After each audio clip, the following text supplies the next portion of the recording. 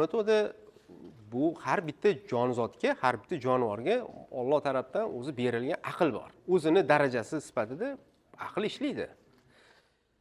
Nematoda yozilishida pastga 10 metr chuqurlikkacha tushib keta oladi. 10 metr. O'shaning uchun dimlab, par berib, unga ximikat haydab, bu narsalar effekt bermaydi unga. Nematoda qachon tuproqda bo'ladi?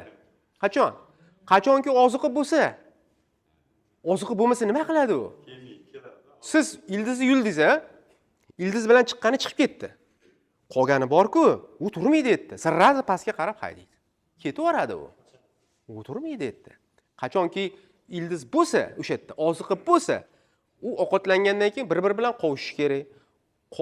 Qovushgandan keyin qovushmasa ham, bular ham tuxum qo'yish kerak. Tuxumni qayerga qo'yish kerak? Oziqa yaxshi joyga qo'yish kerak.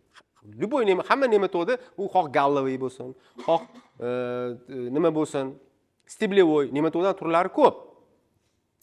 Bizda asosiy endi galloviy nematoda, lekin steblevoy nematodalar ham bor. Bu ildizni ichiga qo'yadi tuxumini. Chunki bolasi chiqib oziqlanish kerak edi ertadan. Shu ildiz bo'lmagandan keyin bo'ldi, u ketaveradi, erta u turmaydi u. Pastga qarab qochadi. Shu pastda lekin namlik bor, salqin bor. O'sha joyda bemalol yashab keta oladi.